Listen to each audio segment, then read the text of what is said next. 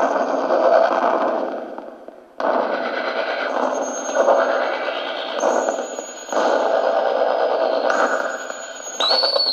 name is Robert Martens. I go to the School of the Art Institute of Chicago.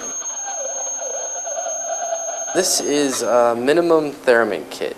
If you know what a theremin is, it detects movement and you actually become part of the circuit. It's got two oscillators in it that react together to create like a pitch. It's pretty standard little circuit board inside of it.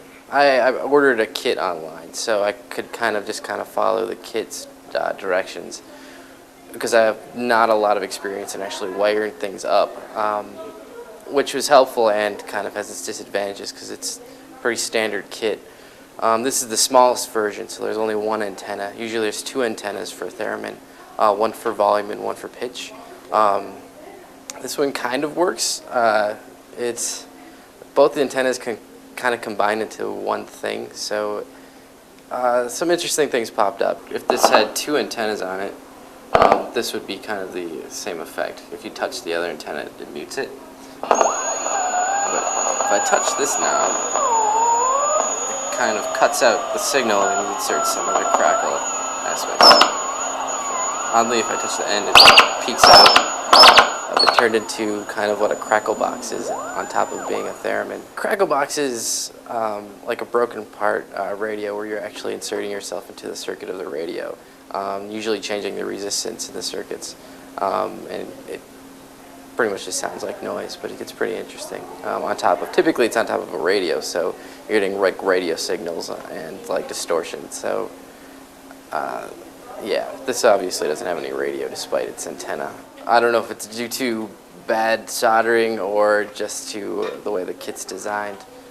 So I can make it distort in ways on top of the pitch as it gets. There's no volume control, so I usually have it hooked up to a preamp, and that helps a lot. I have like an effects pedal that I just run it through just to make sure the volume doesn't go crazy.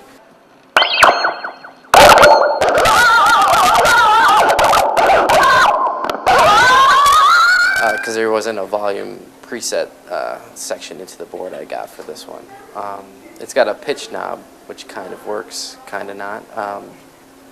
That's the beauty of homemade electronics for the most part. I usually run it through like a bass overdrive, or right now I'm using a vocal effects processor. That doesn't work very well for vocal. It's got like a select group of different effects on it. So if I wanted to run it through flangers, distortions, all kinds of stuff, most of them don't work very well and sound pretty terrible unless you're running feedback through it. So it works pretty well for the theremin. When I popped it on for the first time and accidentally touched the antenna and it gave me all kinds of distortion, I was like, yeah, because I was going to build a crackle box into it either way. There's a couple of different points I can touch it. I have on the top, there's actually screws in case I wanted to mount it, top mount it to something. And oddly enough, I can touch one of the screws and cause it to feedback as well. I think I would like to get a kit or build my own that had a volume knob, maybe two different pitch knobs, just like a bigger, better version, really, with two antennas, so I can have some volume control outside of a foot pedal.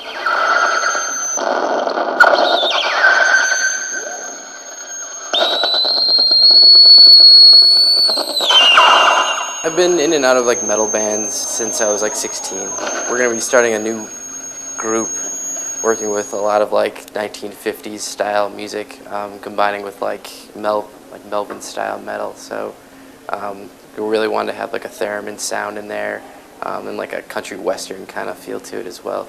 It'll probably run on its own. I'll run through effects as well, probably on stage. I don't know if I'll use this exact one. Might work for practicing how I want to insert it into the music. But it'll probably be something that kind of sits on the top of what's going on with the music.